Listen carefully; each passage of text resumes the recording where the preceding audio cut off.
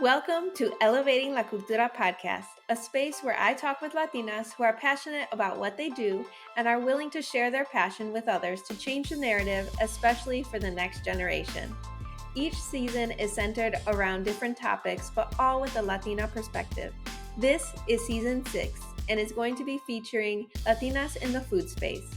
I hope this season is inspiring and perhaps even nostalgic as we hear stories we can relate to. I'm so excited to share these stories and talk about food. So vámonos, and let's get into it. Hola, my first guest for this season brought an amazing conversation about food. Mary-Beth from Heart of Celebration is an educator and private chef and overall speaks with such passion and heart about foods, especially cultural foods. So please enjoy our conversation. Hello. Today I'm excited for my guest, Mary-Beth. She is a private chef under Heart of Celebration. I'm super excited because I've been following for a long time. I probably started following a lot of the people on this season during 2020. And so I'm excited to have conversations and get to know the heart of why they started doing what they're doing. But before we get into it, I'm going to let you introduce yourself. Yes, hello. My name is Mary-Beth Salguero Johnson. I hyphenate them nowadays because Mary-Beth Johnson sounds like I'm a blonde yoga teacher. That's what comes up if you Google search my name. But no, I am first generation Guatemalan American. Both my parents are Chapines. And I am a private chef and a food educator. So I work with youth on the west side of Chicago, teaching them how to cook, teaching them kind of a holistic approach from where our ingredients from. We do some gardening, and then we try to cook foods that are specific to their individual tastes and culturas. That is really exciting. I am especially interested in the part that you said you work with kids, because having two kids of my own that have their own specific palates, it's been interesting for me trying to cook with them. And I've actually been on the search of trying to get them into a cooking class so that they can expand their palate.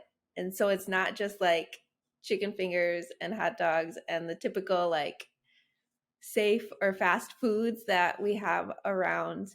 But I'm curious as to what brought you to doing what you do now. Totally.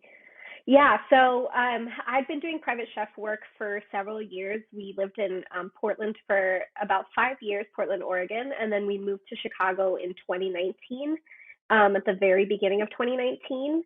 And then as soon as we moved here, I was trying to figure out how my business was really going to kind of take off or morph as I got into Chicago. When I was in Portland, a lot of my food centered around event type work. I had done a couple weddings. I, had done larger gatherings, and I knew whatever it was, I wanted it to be a little bit more intimate. And then I also just love working with kids. I've worked in youth development since college. And I got connected with a kind of local community center, and they were doing a summer camp. And I remember talking to the CEO and being like, hey, if you guys need help, let me know. And she was like, I have $100 a week if you can teach a cooking class. And there was no stove. It was very primitive. We had a toaster oven, and I would bring in a blender and all my own knives and all our own supplies. I think I fundraised on my Instagram to get them aprons and safety knives and things like that. And so it went from being this just kind of volunteer role over the summer to me realizing, I love food education. So anytime I cook for adults or groups of people, I think that story is really important in communicating why these ingredients and why this specific dish and how does it connect to the people that are there, and what are you experiencing in your mouth? As I present the food, I'm like, okay, you might think have this image about this food, but let's talk about the textures that are all here and the balance of the flavors so that you can kind of individually feel all these different pops of what's happening. And I realized that I think a lot of times when we talk about to kids about food, we just kind of dumb it down a little bit. And there's this misconception that kids develop taste buds when, like as they get older, kind of like, we think, oh, they become, more susceptible to tasting like bitterness or acidity or saltiness and the reality is that when we're born as babies, we have all our taste buds already. And it's just a matter of getting kind of used to different foods and exposed to their flavors so that we recognize them in our brains as a flavor that is good. And so I just started cooking with them a little bit more. We started writing tons of grants, and about a year in, we got a 2-year grant. And then the pandemic hit. And so we went virtual for a year and then started in person again in the last year. But just really kind of allowing them to experience adult food, adult plates. People ask me what I cook with kids. I cook real food with them. And I let them be proud of their work and I let them say they don't like things. And we just move on. We don't make a big deal about it. We give them choices. So if we're making a specific dish, we'll have more than one vegetable or fruit component. And I'll say, you don't have to have everything, but you can choose one. And 90% of the times, if they've made it, they're choosing more than one because they're really proud of the work that they've done. And we talk about like how to make it texturally appealing to them because I think textures tend to be really hard for kids. And talk about the specific like nutrient density of different foods. And we also don't villainize foods. I'm like, listen, if I'm having a bad day, I want French fries. And that's my body being smart and saying French fries make you feel good. And that's a healthy moment that you're having in your body, just as much as if I were like, I'm going to have a smoothie, but then I'm going to be unsatisfied by the smoothie. So I'm going to have a smoothie and French fries afterwards, So it's just kind of allowing them to explore foods, to feel really empowered, to teach them great chopping skills so that they can become helpful members of their households. I've loved it. It shows so much of their personality to like let them plate their food how they like to see it. And it teaches you so much about how they experience texture and flavor and whether they like the juices to all mix together or they have to have them separately and stuff. It gives them a lot of autonomy, and I love that. That's amazing. I think back to when I was taught about food in middle school. Like, I remember the food pyramid, and I remember how we had, like, there were labels like bad foods or even like as I got older, cheat day foods, and like Mm-hmm. everything was like I realize now in my adulthood that I was conditioned to be afraid of Yes. certain foods. And it is so dangerous for Mm-hmm. that mindset to continue into adulthood, as I'm realizing now. Um, and so it's really like with me having kids now and being able to listen to them and not shame them Mm-hmm. around them maybe not liking something or not wanting to eat a certain food Mm-hmm. has been huge in my own healing with foods, especially cultural foods. So I'm wondering like what prompted you to start this business in the first place? Mm-hmm. So the specific side of like food education, I think was born out of my own curiosity and my own journey with food. I think the same things that you're talking about, I experienced, right? Like we hear about rice and beans and like I remember we used to go to this church and there was like a hurricane in Haiti and they were like, we're gonna do a fast with rice and beans for the people of Haiti. And I'm like, one, like, how does this help them? Like, how does it help patients that you're eating rice and beans? And two, you're eating rice and beans like they're a poverty food and you're literally just dumping them out of a can. No wonder you don't like rice and beans. Like, I'm like, there might be Haitians who are poor, but like, I guarantee you their beans are not coming out of a can and they have flavor. Like, and I was like, I grew up eating rice and beans and I would have never thought that they were a poverty food until, larger culture kind of shapes that, US based culture shapes that and says like, oh, this food is bad. But then, you hit like the mid 2010s and wellness, basically like white wellness influencers are saying like, oh, you have to go plant based, and in order to go plant based, I eat legumes, which is beans. It's beans. They're eating rice and they're eating beans and they're eating blandly, and now they're trying to rebrand them into being like health foods, but they're somehow not healthy when we make them, right? And so I had to kind of unpack my own experience of like, okay, like I used to go to the corner of the cafeteria to open up my container of beans, because if I opened them at my lunch table, as much as I loved all my friends, they'd be like, ew, that smells so bad, and realizing that there's like power in the story of our foods. So, and in the history of different ingredients. So like I started reading a ton about corn. My family, I'm from Guatemala, and in Guatemala, the Maya culture, the creation story is called people of corn, and gente de maíz. We're the grandma goddess basically ends up shaping people out of corn because that's what we survive off of. So I start digging deep into that, into the flavors and the specific ingredients that are important to our culturas.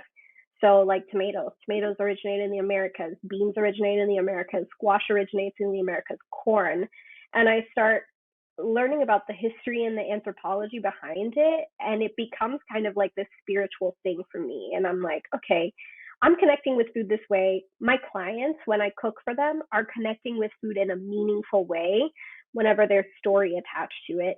And it's what would happen if we kind of interrupt the cycle of like diet culture and shame around cultural foods for kids early on, and teach them to feel really empowered by the story behind their foods, and allow them to have that kind of spiritual connection with it too. So a lot of my students are Black, so all of a sudden I'm taking a ton of courses by authors like Michael Twitty, who is a Black food historian, an anthropologist, and I'm learning, okay, why is okra so important? Why is it almost like this holy food, right, within the Black community? And how can I just really become a student of the different cultures that my students come from, so that I can help kind of bridge the gap between like what their taste buds are and the anthropological and historical reasons why that's a comfort food and why that's important, for them to feel safe carrying that into the next generation, right?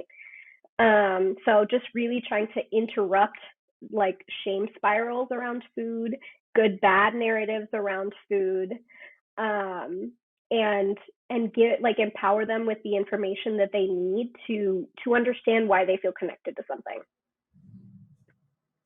That's amazing. What is the age group of kids that you typically work with? I tell people I teach kids from ages 3 to 80. 80 gets harder because they're really stuck in their ways. But typically within my classes, I teach two subsets of students from ages 7 to like 11, and that program is called Chiquitos in the Kitchen. And then I teach students from like 12 to high school, and that's called Juntos at the Table. So anywhere from early grade school up into high school. That is like a fundamental age, I think, when you are, well, I guess I think back to when I was learning about food and learning about my body. That was such a fundamental age. And so Mm-hmm. that's great that you are having that influence, especially in that age group. Yeah, and there's a lot like we talk about things like, I mean, that we've gone from the food pyramid, and now in schools they're doing things like My Plate, which is like basically compartmentalizes the plate into like, this is how much should be protein, and this is how much should be carbs, and this is how much should be vegetables. And so we talk about our cultural dishes, and I'm like, okay, if you are making beans in Latin America, you're making a sofrito, depending on whether you're making beans in the Caribbean, in South America, in Central America, in Mexico. At the very minimum, there is garlic and there's onion, right? And so then we talk about, okay, these count as vegetables, right? So like uh we don't typically tend to eat our vegetables as like a side dish. It's usually incorporated into whatever we're making. The sofrito has the tomato, it has the onion, it has the pepper, has the cilantro, you know, and that counts. So how do we redraw my plate to represent that our foods are not bad, right? They just don't look the way that the US government decides that a healthy plate should look. So that they can kind of circumvent those like things that they're hearing in school and say, okay, let me interrupt this image and this narrative and actually like acknowledge that our foods are good, right? They're not bad, and and that I don't have to feel shame around them.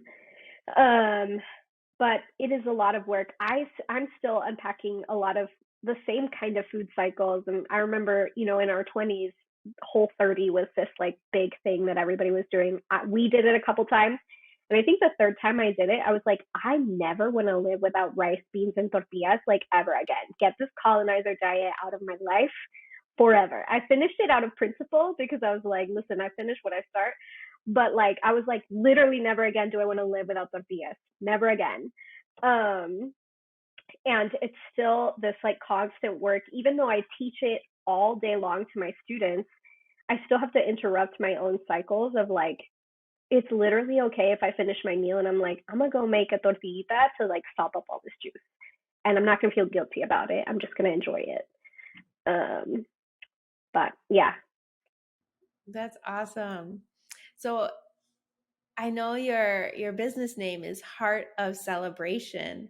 I'd love to hear more about where that name is rooted in.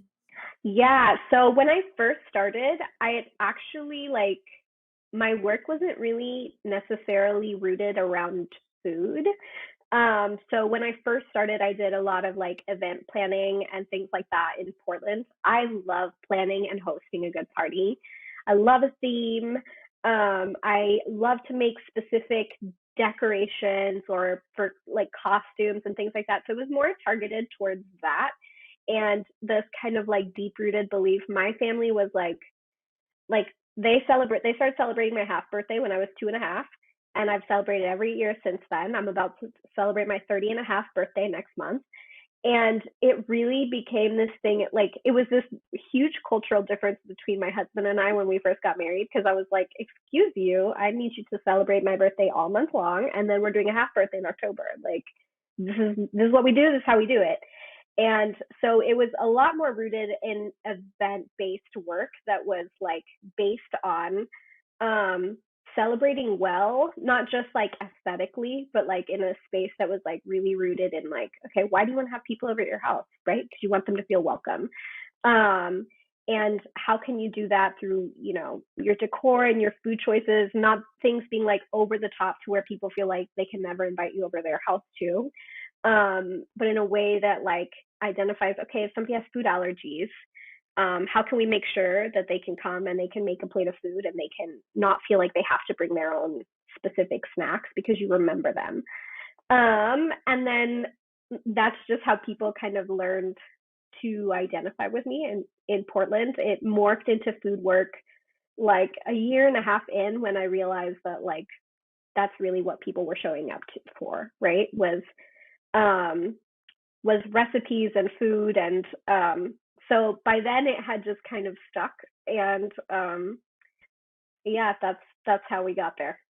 I love that. It's like how you described it. Like it's so very cultural because Mm-hmm. the way we view food is like poured out of love. Mm-hmm. Like we want other people to feel loved, and when they come over, like taken care of Mm-hmm. essentially. And I think that's an amazing shift that I see happening and that you have done in your business, shifting from the feelings of guilt and shame that we might have around food to those feelings of feeling seen and Mm-hmm. loved Mm-hmm. as who you are. And I think that is so needed in the US because you don't see it often unless like you're around family or other like Latina people Yes. that get it as well. Yes. And that was something that was really interesting. You know, Portland, Oregon is it's a lot of things. Having lived in Chicago now for 3 years, I'm like, it's really not that diverse. Like Portland, I was the only one in a lot of spaces in Portland, right? And food is incredibly beautiful in Oregon. Like everything grows really fresh and seasonal, and that's an element that I've taken into my cooking. But a lot of times it can feel really like um distant from story, like pretty for the sake of it. So like if I grow my own edible flowers, if I'm using edible flowers, there's a reason why they're in the food, right? They're not just there to be beautiful, but they're there to elevate the flavor. And I remember being the only person in a lot of like food blogger spaces or in like food influencer spaces in Portland and being like, this feels really like stuffy. Like, why are we here? Are people really connecting? Are they making food from this space of like connectedness to their being? Is it just work? And it's an interesting balance to find, right? Because as my business has morphed and as I've leaned more into my own cultural identity, it becomes this balance of like, okay, who am I making these foods for? Am I teaching somebody to make tortillas so that they can just add it to their repertoire? Or am I helping somebody connect to who they are and who they come from? And like figuring out like how do I help people cook in their kitchens in a very connected way without giving too much of myself away, without doing it just for capitalism and to make money, without doing it just for people's consumption, for like a baseless consumption that doesn't connect to the work behind what I do and why I do it. And so I've veered a little bit more towards doing things in like Spanglish and Spanish, so that it becomes accessible to the target demographic that I want to be cooking food and to feel connected to food. Like it's not that people outside of our cultures can't enjoy them and can't connect to them in some kind of way, but it's like it's different, right? It's different to make something that you watched your mom and your abuela make for years and years and years, and you're too embarrassed to ask them for the recipe, right? Which I get a ton of people like that. They're like, "Oh my gosh, thank you for teaching me how to make black beans." Like I've I've seen my abuelita make it so many times, and I'm just like so ashamed that I don't know how to make them yet, and I don't know how to ask her. And I'm like, thanks for making the beans, but like go ask your abuelita because we make different beans, and you like your whatever she makes, you need to learn for the next generation. Um, it's just like a different connection than to somebody who's never had to open their beans in the corner of the cafeteria before coming back to the lunch table, you know? So it's a lot of like weird intersections of making sure that I'm showing up as a full person and offering things that help people feel more comfortable and more confident in the kitchen, but also not just for like white consumption to recreate because it's just added to their repertoire. It's a tricky balance, and I'm still kind of learning how to do that. Yeah, I can definitely understand that tricky balance. Um, and it will probably take a while for people to understand Mhm. that aren't like people of the global majority. Um, so I think it is hard. It is tricky. I mean, I have been Mhm. trying to educate about Mexican culture for 5+ years now, Mhm. and it's still like it is a very delicate dance because Especially when your you culture is want, so generous.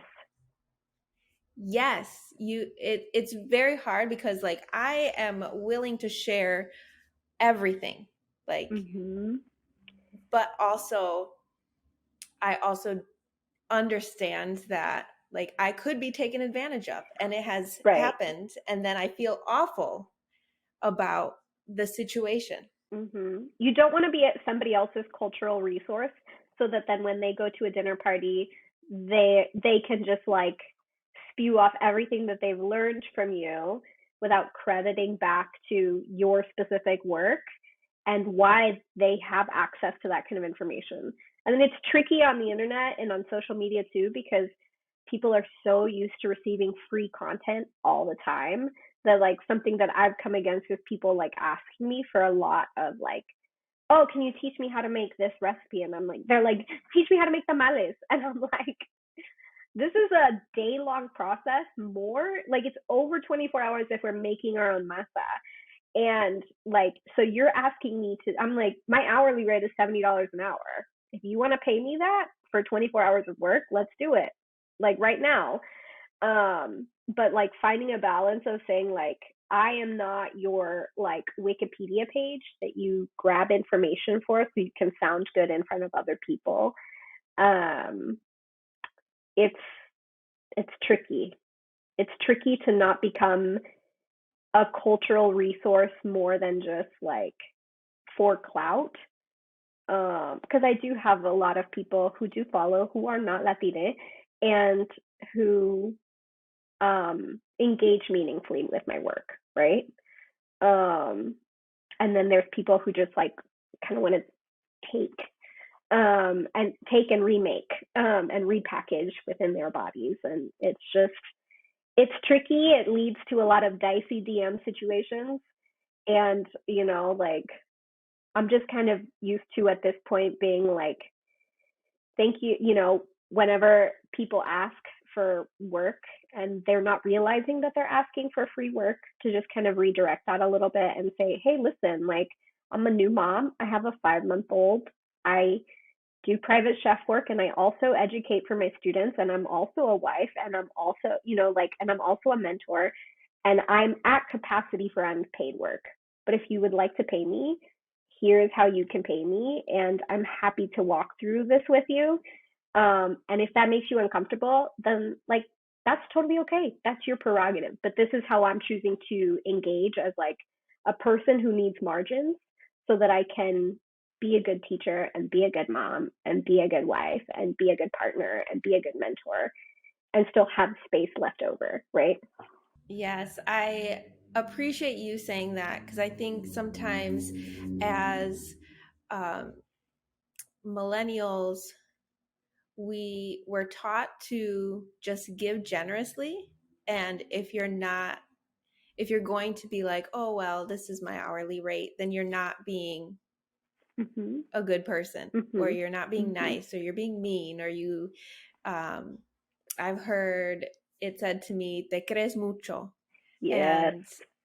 And I'm like even as a photographer, like I've been asked to do like sessions, and I say, okay, this is my rate, Mhm. and it's like, oh, I didn't I thought we were gonna, Barter. do Yeah. this do this for fun.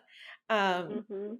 and so it's been really hard, and a mindset shift that I've had to make over the past few years, and that I see a lot more people talking about, making it more normalized Yeah. to say like, no, like my expertise is worth something, And I've worked and for it.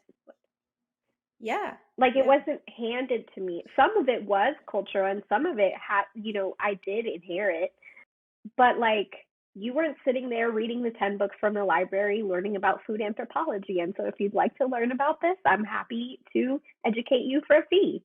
You know, I think there's also like this hustle culture that as millennials, and I think a lot of times as first generation kids and children of immigrants, both my parents are immigrants, there was such this like narrative.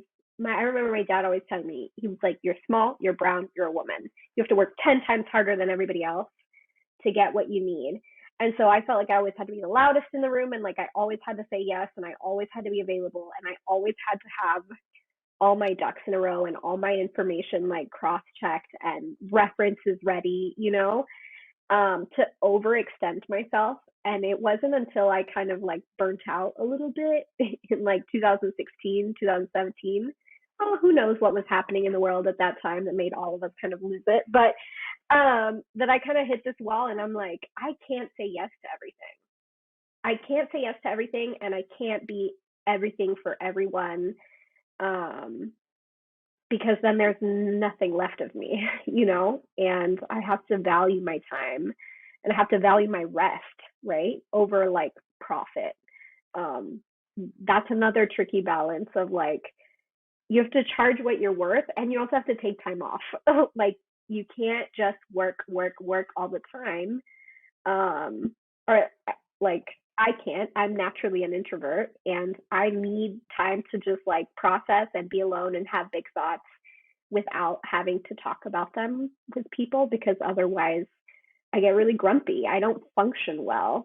And so I feel like we're coming out into like a less of a hustle culture and more into a like, what does work life balance look like? What does rest look like for us? How is that accessible to our communities in like not just taking a bubble bath, right? But like doing something that's truly restorative for your body and for your mind and for your being. Um, and it's hard to escape when it's kind of been ingrained in you that you have to work hard all the time, and when that's what you've seen culturally and generationally displayed for you. Yeah. So anyone listening who needed a sign that it's okay to take some rest, let this be the sign that it is okay to create boundaries and Mm-hmm. to honor your work and your expertise. Mm-hmm. And to say no and take naps, like turn your phone off, Yes. close. I right now, like, I have a 5 month old, and I was at the doctor, and the doctor was like, I know everybody tells you this, but you need to sleep when the baby sleeps. Like, your body is still recovering. Like, it takes your body a whole year to recover, even if you think you feel better, right? Like, there's still things that are being knit back together within your body.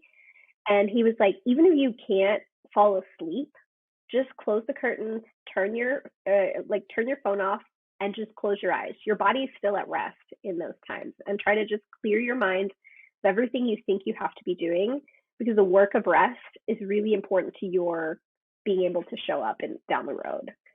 And I was like, okay, say less. Yes, that is really good advice. From a male white doctor, let me tell you.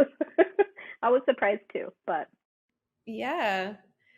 Um, has there been anyone that has been influential in your life, whether it's like your life as a entrepreneur, as a food expert, as a mom, as a wife?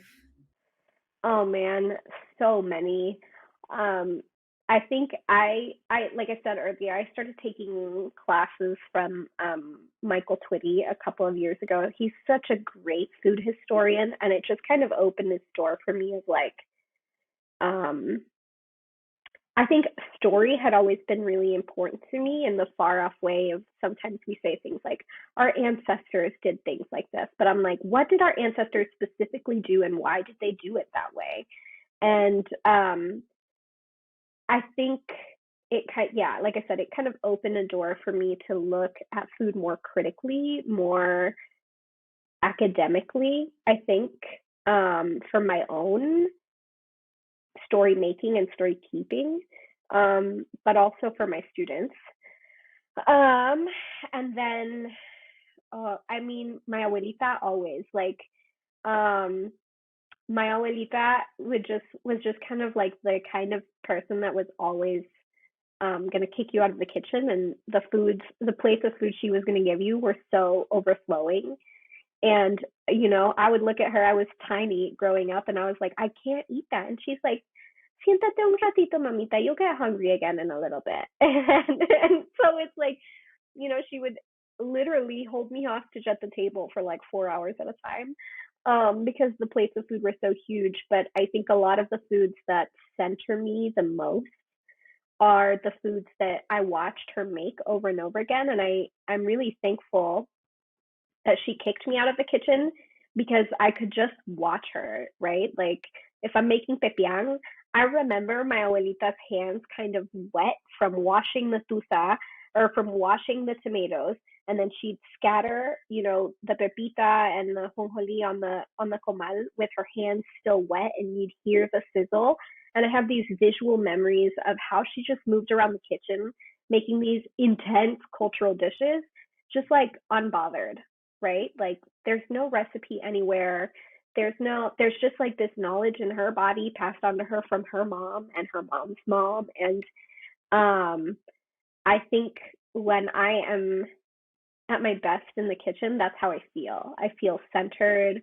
I feel connected to being like, I think a lot of times in food, we think we have to be the most innovative or make food in a new way that nobody's ever made it before. And I'm like, the reality is that there's so many people that have lived before us that we're not ever making anything new.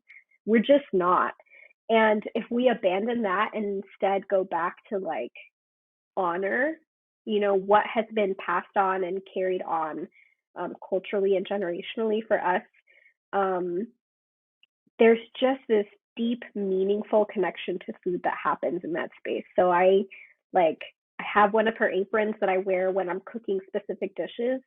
Um, and if I try to embody my abuelita when I'm cooking, I know that people are gonna be fed, they're gonna take food home, and they're gonna feel loved. Um, so always, always that. And I think motherhood, I'm just still really figuring it out. Like it took us a long time to be parents. Our kid came 6 years after we were dreaming of him. And it's just a little bit of like, of everything and everyone who has ever mothered me, whether it was my mom or my BF, or teachers throughout the year, and just allowing my kid to have his own personality and kind of show us who he is and what he needs from the world to be a good human. Um, yeah, that one, still figuring it all out. I think in motherhood, we'll be figuring it out our whole lives. Forever. Yeah, for Yes. sure. Going back to your childhood and the story you told with your abuelita, is there a favorite food or drink that you remember having as a kid? And is it the same for you now? Um, so with her, it was like making chuchitos, which are like Guatemalan tamales that are put in the corn husk, which is just what would be called tamales in what we call it in Mexico and Guatemala. We have the bananas that or the um tamales that are wrapped in the banana leaves, and then chuchitos are the kind of smaller ones. And you make in Guatemala, you call it a recado. In Mexico, it would be called a mole. And it's just kind of this long, kind of drawn out process. It's all with your hands. I remember we would make it around Christmas or Thanksgiving, and then all my tias would be around, and each of us would have a specific job of either putting the masa on, or putting in the meat, or putting in the sauce, or wrapping and tying them up. Um, and our abuelita only trusted us with the wrapping part, and even barely with that, right? Like, because she's like, I could do this so much faster if you weren't here. Um, but that is definitely one of those foods. But then there's also this like comfort food that I have that I always tell my husband, I'm like, I don't think anybody else has this craving. My abuelita grew up um, incredibly poor. And I think abundance of food was just such a like gift to her that we had access to so much food all the time that she was a maximalist when it came to carbs. Um, and so she would serve you a plate with like spaghetti, black beans, bread, mashed potatoes, like just like all these different carbs just because she had access to them. And I always tell my husband, I'm like, I don't think anybody else in the world has this craving, but sometimes nothing hits like spaghetti and black beans, like specifically blended black beans, because that, like, she would always put those two foods specifically next to each other. So I'd take the spaghetti and twist around my fork and kind of dip it into the black beans. And I'm like, I don't think anybody else ate like this, but that just is one of those foods that just hits for me because that's how she would serve it. That's awesome. Do you still make it today?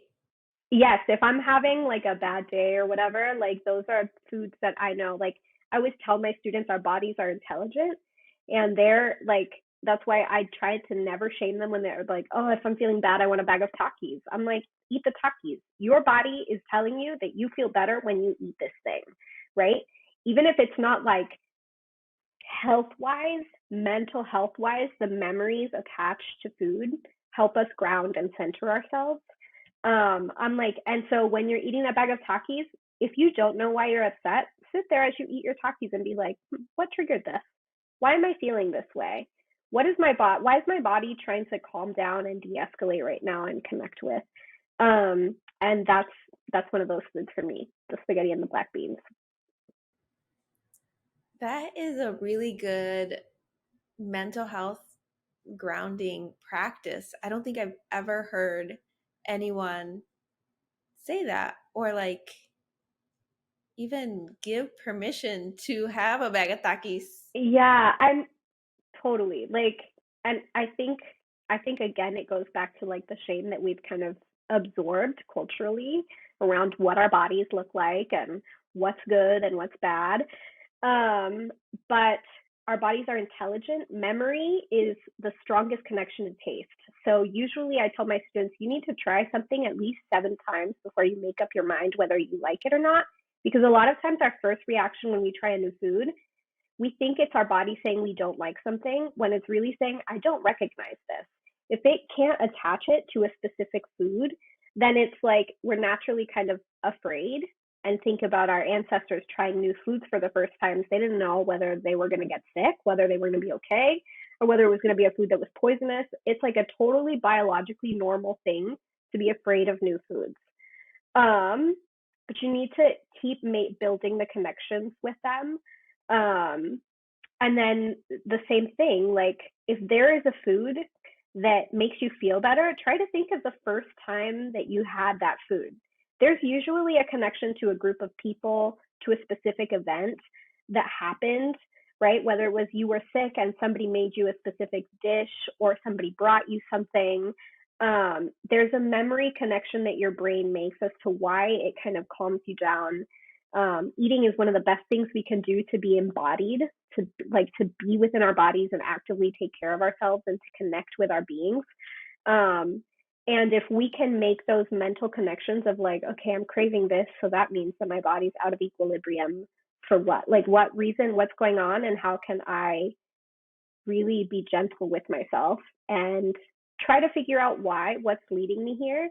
And also just like enjoy this moment that my body's giving me to like come back down. You're making me like really think, and I love it. I think that's really great advice.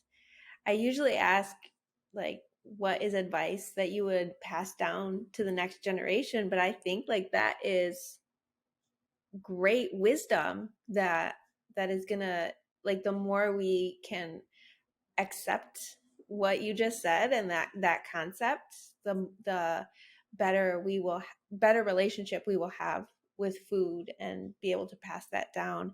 So I'll shift the question a little bit, but what would you like to pass down as far as like food or even just encouragement to your son? Um, I hope that my son feels really comfortable saying, I don't like this, and and that's okay. And talking about food in a way that is not just binary, but that he has like a rich vocabulary and being able to say, you know what, I don't really enjoy bitter flavors. And I think this is why this is not something that I enjoy. And equally being able to say, this is a comfort food for me, and I don't need to explain it to anybody else but my body, right? Like I want him to just feel really safe in how his body works and what it likes. Um, and hopefully to be really adventurous with foods. We're starting food introduction soon, and in my mind, I'm always saying, like, right now, I'm like, it's just exploring. It's just exploring taste and texture, and everything is new for him, and his brain is making new connections about all these flavors at the same time. And if food can be a space of pleasure, of connection, where like guilt is divorced from the whole experience of food.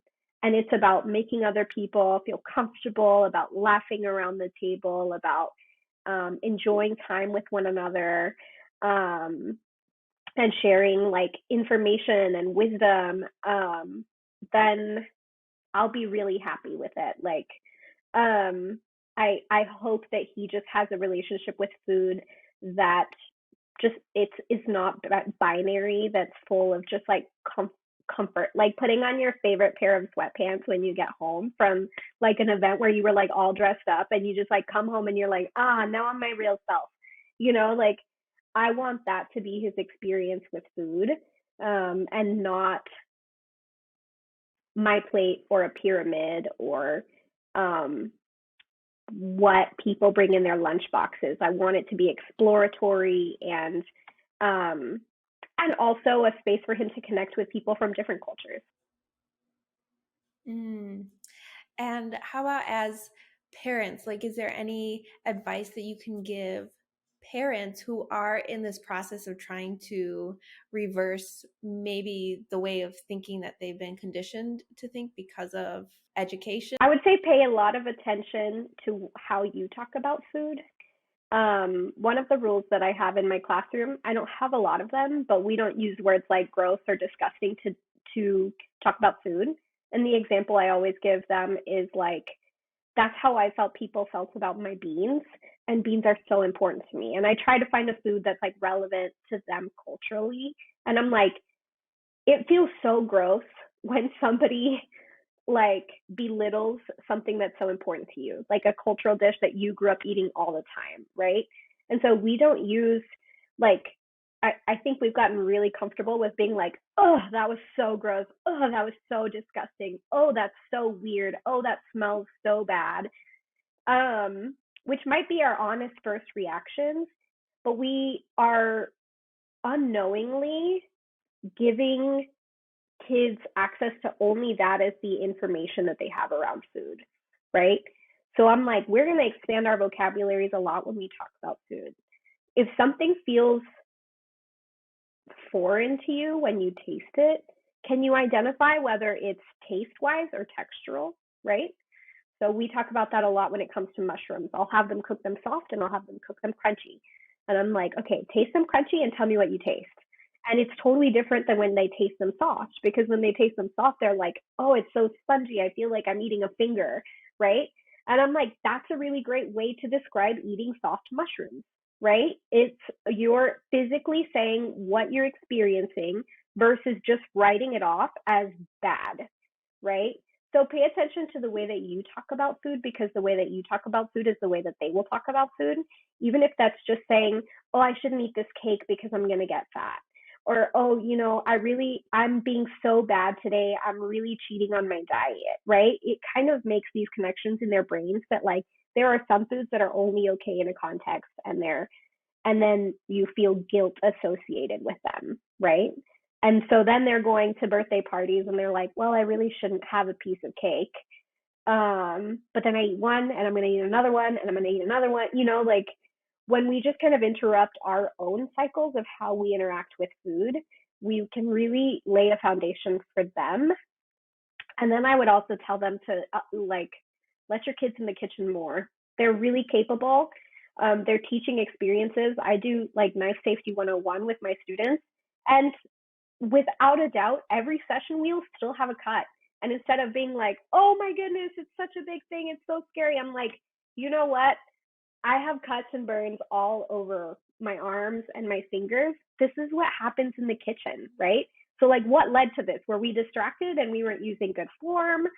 Or were we doing too much? Like, and then how do we care for this wound?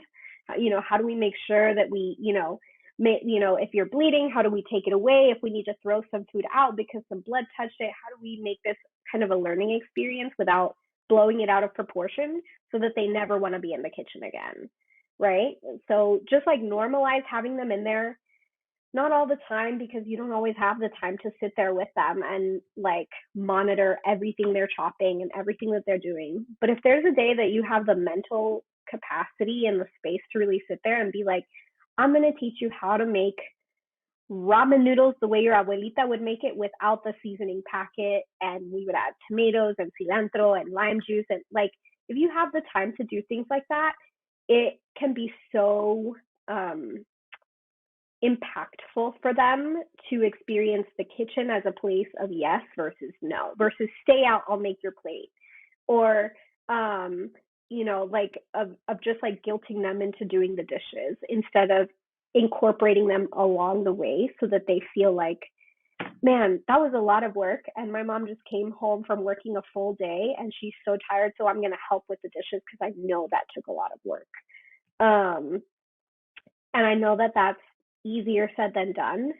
So that's why I say, when you have the mental kind of space and capacity to involve them. But kids are so much more capable than we think they are, and they're absorbing so much than we think they are. And if we're mindful about our relationship with food, it can help theirs. That's such great advice. And I'm so appreciative of everything that you just shared. I feel like I could talk to you for like hours I and know. hours. I wish we could. I know. I know, but I'm so thankful for your time. Why don't you share where people can follow you, connect with you, reach out to you, Yes, work with you? absolutely. So you can find me most often on Instagram at Heart of Celebration. And then my website is called the same thing, www.heartofcelebration.com. I have not added recipes to my website in a while, but I do always tell people that there's a great library. Like the bulk of the foods that I cook at least once a week are on the website. So it's a great resource for previous non-pregnant, non-newborn me that had the time to be putting a lot of food on there. But those are the two easiest ways to follow along. And then the community center that I work with on the west side of Chicago is called Gap Community Center. They're always a great organization to give to. They work in and within the community, so they're not coming outside of the community and doing work, but they're really taking people that are already there, who are already working to help bridge gaps between food equity, food education, and a lot of other really great projects. That's awesome. Well, I am so appreciative of you and what you're doing, and thank you so much for sharing all of your wisdom with us today. Thank you so much for having me, Karina. All right, we will talk soon. Bye. All right, bye-bye. Wasn't that an amazing conversation? Our chat inspired me so much to rethink and be intentional about how I think about the foods that I love so much, and I hope it did the same for you too. Okay, amigos, thank you so much for listening. There'll be a new episode every Tuesday, so after you listen, feel free to take a screenshot, post on Instagram, and tag at Elevating La Cultura, or send me a DM. You can also comment on this YouTube video if you're watching online. I always like to hear from people and how they resonate with the stories that I share. So leave a review on Apple Podcasts so we can get more ears listening to these stories and we can continue elevating La Cultura. All right, enjoy the rest of your day, afternoon, evening, whenever you're listening, y nos vemos next week. Adiós.